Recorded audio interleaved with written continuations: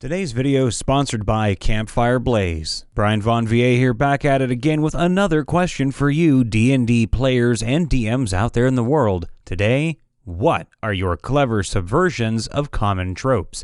Part 1. To start the campaign, the party begins in a tavern, but they're not meeting for the first time. They're recounting the story of their adventures to the barkeeper. So, in the course of normal play, as the GM, I'll use the past tense. You then came to a sealed door and stopped to consider how to proceed. When the party is rolling, they say what they did as if it happened. If the dice don't agree, everybody gets a chance to correct the story for this hypothetical barkeeper. I swung my axe right into this goblin's eye. Rolls a nat 1. Nah, remember, that was the part where you hit yourself in the eye. I see that concussion never went away. It has the added bonus of pushing everyone together to see how it was that they started humbly as adventurers, accepting a single job, to being the best of friends, reflecting on a lifetime of adventures together. So, what are your clever inversions of common tropes? Whether they're meant to foster good table dynamics, or just something clever, monster, plot hook, you thought up that other tables might appreciate. Having a hard time planning out your next tabletop session and need some way to keep organized? Campfire Blaze is here to help. Blaze is a browser-based flexible suite of tools that helps keep your campaign organized. You can edit character sheets in real time to keep track of any and all changes, create articles for easy world building, character sheets, even design branching timelines to keep one step ahead of your table, regardless of how wild and crazy their choices get. Given Blaze's flexibility and modular approach, you can pay for the tools you need and keep them forever. Alternatively, you can build your own subscription and just pay for the features you want. You can add modules for as little as 50 cents or go for the whole bundle and pay for a few bucks a month with a 30-day return policy. If you're a DM who just wants to keep your stories organized and give your players real-time updates on the fly, Campfire Blaze is for you. Better, faster, and safer, Blaze is the visual TTRPG software organizer you deserve. Check the link out in the description below for more information. My players really wanted to try an evil campaign. I've let them be evil characters before, but never the whole party. It sounded like a fine idea to me, but I had a twist in mind. I simply make the world more evil than them. Racism, corruption, and dirty dealings were rampant everywhere. The moment their kobold hirelings faced discrimination in a town, the party just froze, talked briefly, and resolved to conquer the kingdom and put an end to the injustice. They made perhaps the most lawful good party ever from a group that went around harvesting and trading souls of their enemies. I made a bar with two grimdark loner types sitting in the corner. When the party tries to approach one, it won't respond. If they try to tap it, it falls over and shows that it's just a bunch of bottles or flagons stacked up with a cloak over the top. I'm DMing 5th edition for a bunch of first-time players, so of course I send them on the "Skeletons are attacking the village" out of season, which is weird because they normally only attack in winter, quest. After smashing the heads of like 30 skeletons, they enter a room with 20+ skeletons and a ghost in it. Of course, these level 3 characters try to talk their way out of it and figure out what will put the ghost to rest. Turns out, she wanted to be the ultimate Bronze Age chef. So then it turned into a cooking competition between our dwarf paladin and the ghost with ability checks for every part of the food prep process. I even had some of them on the judging committee, one of whom rolled a nat 1 to like the food. He gave the most scathing review I've ever heard. I'm talking Gordon Ramsay level destruction. The paladin had to roll an ego check and failed, so he lost his proficiency in cooking from being so demoralized. But in the end, the ghost won and was put to rest, and the skeletons resumed miling about without a master. And everyone lived happily ever after. The end. My party was traveling with a wagon through a forest road when they came across a tree fallen in their path. Instantly, they were all in high alert. They described setting up a defensive position using both the wagon and the fallen tree and sent the rogue to scout into the woods for the inevitable ambush. It was, just a tree. I just wanted to give the barbarian/fighter a non-combat skill check/roleplay opportunity. I don't know where I first heard this idea, but I love using it. You go to an inn called Many Corners. The ground floor is a third-sided, boxy shape, creating tons of shadowy alcoves and corners for mysterious loners to sit in. When you enter the tavern, almost all of them are filled, and most of the tables in the center of the room are empty. 5th edition DM. I have a city where the weather is optimal, rain for crops, but beautiful weather year-round. Snowy in the winters, but never a blizzard. Sunny, breezy, warm days in the summer. The city is clearly magic, as if by divine intervention. But really, there's just an adult silver dragon running the city's bank. 4th edition evil player. Instead of a cult-worshipping Tiamat, evil dragon goddess of vengeance and greed, the church props her up as providing succor to the poor, while casting down the financial elite. They've run a really great PR campaign for her. I once had a 10-foot by 10-foot cupboard in a dungeon that had a single orc and a chest in it. The chest was empty, the orc wasn't actually alive, and the entire room was actually filled with a gelatinous cube that paralyzed and digested anyone who entered without noticing it. I once had a party come across 2 halflings that were being chased by revenants for their magical ring. The halflings got killed, and the revenants went away. I started my party stumbling on a tavern after being lost in the woods. When they walked in, there was a steady level of generic crowd banter, but there were no clear words and it seemed to be coming from the air rather than people in the bar. A PC put their hand on the barkeeper's shoulder and it stuck.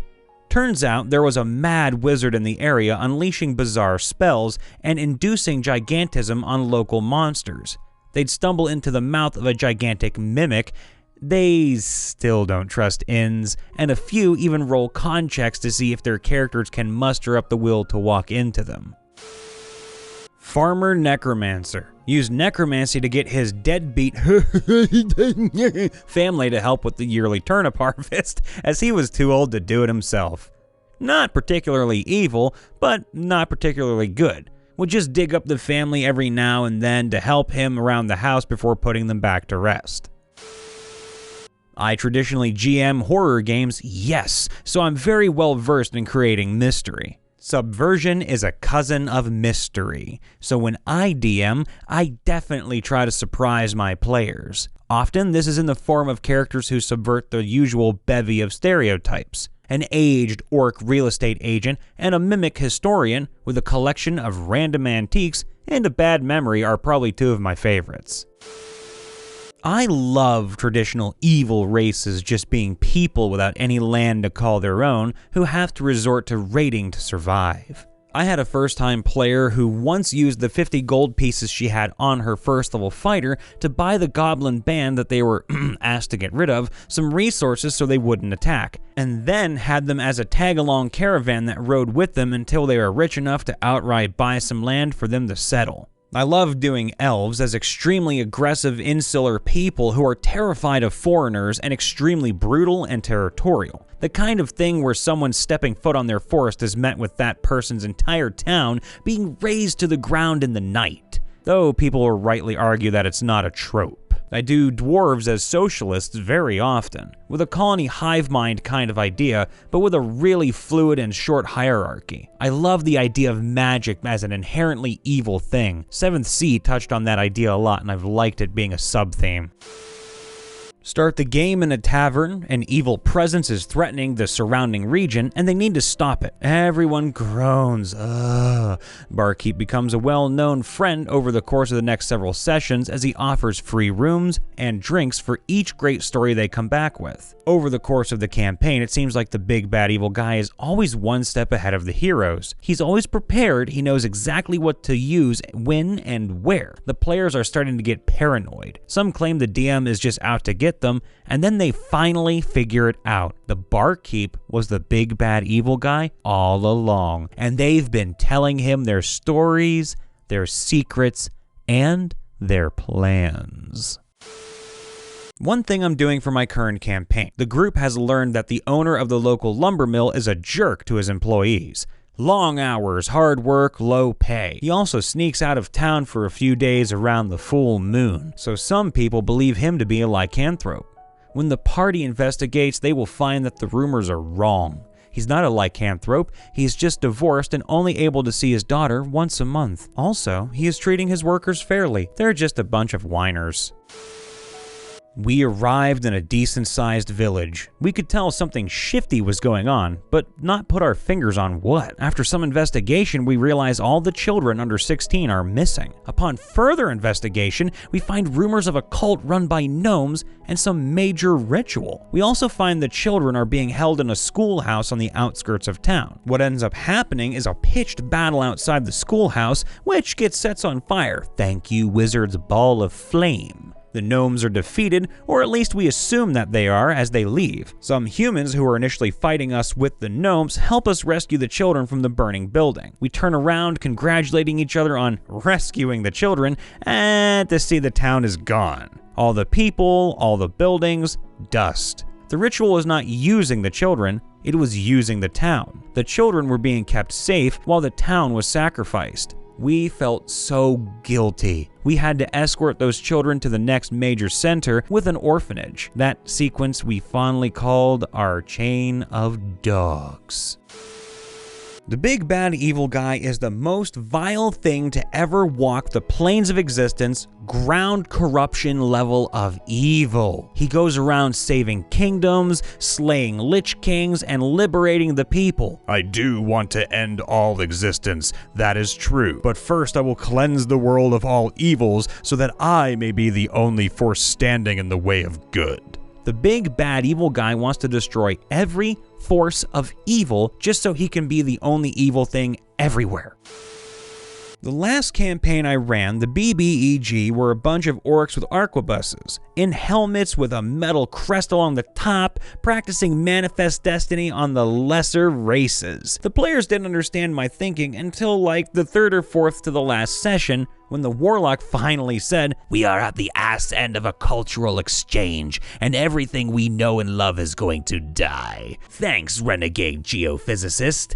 Now I'm sad about the Indians." The elves were also reskinned Mongols/Huns, but that didn't get as explored as I would have liked. I was hoping to do a Mongoloid-style Khan assassination, but it ended up happening off-screen, as it were, as they just paid some people to do it. A more general trope I really feel the need to invent is money. 1 gold piece per day for living nicely means that 300 gold piece per year is like owning landed seraph's money. So a sword costing 300 gold pieces makes sense, but gaining 50 gold piece from a village for killing rats? No way. I kept prices the same by and large and cut rewards by 90%. Money was more important than hit points, and the only way for players to get rich is to do something really worthwhile that nets them an income or land. Capitalism in the 21st century was a helpful resource for that. Once again, this video was sponsored by Campfire Blaze. If you're a DM, you really need to check them out ASAP so you can get your campaign nice and organized. That said, if you like today's vid, make sure to like and subscribe as well as ring that bell. Follow MrRipper on his Twitter, join the Group Finder Discord, and go over to r/MrRipper if you want to submit a story of your very own for us to read live or in a vid like this. And using a help action, you can always click my big boy face to come follow me, Brian Von VA, as I show you the world of voice acting and gaming as well. And thank you so very much for all the love and kindness throughout the year I've been working for MrRipper. The only positive thing I can say to all of you right now, from the bottom of my heart, and with tears in my eyes being held back, is that I have a great job now because of you guys and gals, and the fact that you like listening to me talking and rambling. So I appreciate all of you, and I truly hope I can bring you more joy as the world gets a little bit weirder and more chaotic. I just want to bring some love to your hearts, and yeah, it's going to get better and better, and the world will clean up, and I'll be here when it does to keep entertaining you. So all the love, see you next time, bye for now.